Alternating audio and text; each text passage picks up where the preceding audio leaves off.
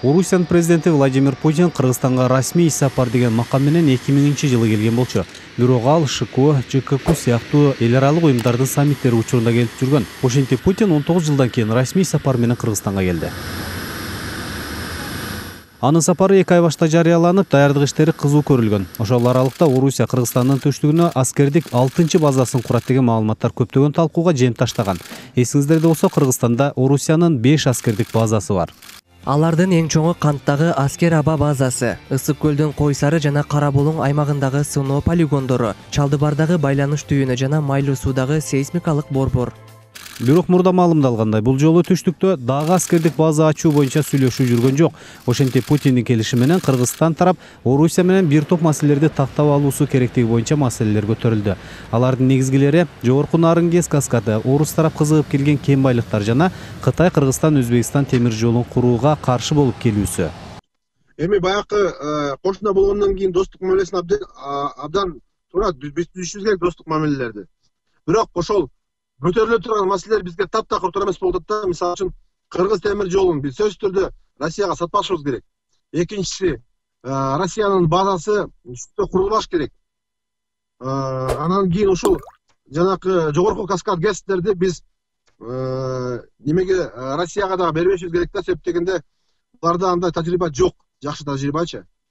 Булар Орусиядан такыр эле кол үзүү дегенге жатпайт. Анткени Кыргызстандын миллионго жакын жараны ал жакта иштеп, миллиарддаган сом каражаттарды жөнөтүп жатканын эске алганда, Орусия менен стратегиялык өнөктөштүктү жакшы нукта улантуу керектиги да көңүл сыртында калган жок. Соода саттык, ички сырткы миграция, түрдүү кызматташуу жагынан биз Россия менен эң тыгыз байланышта, жакшы мамиледе болгон дос мамлекеттер катарында болушубуз керек.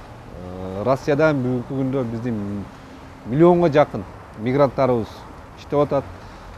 Кыргызстандан өндүрүлгөн продукциялар Россияга экспорттолуп атат.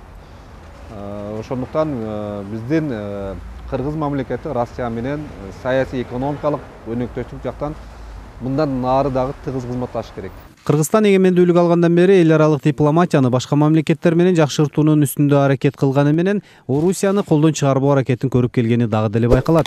Бул советтик заманда жашаган кыргызстандыктарга ыңгайлуу көрүнүш. Анткени менен Кытай, Америка, Европа сыяктуу чоң державалар, Борбор Азия мамлекеттери Орусияга ыктаганын жакшы билишет. Афганистан жактан жанагы ИСИСтен көп коркунучтар бар. Ошон үчүн Россия менен биз Кыргызстан стратегический партнер болгондон кийин, менимче будан кийинки биздин мамилелерибиз Россия менен тыгыз болуш керек. Эми Европагабы, нары Кытайгабы биздин эч кандай Кытайга караганда Россия менен анча жылдан бери чогуу чечип келаткандан кийин, менимче ойлойм бизге азыркы эң Кыргызстан үчүн эң негизги партнер ушул региондо Россия болуш керек.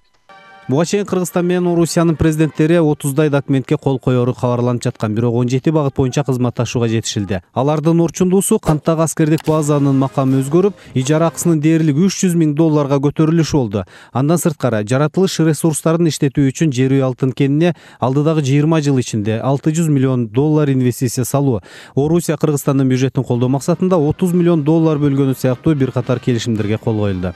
Асанбек Каракозиев, Арслан Алмазбек уулу, Ынтымак.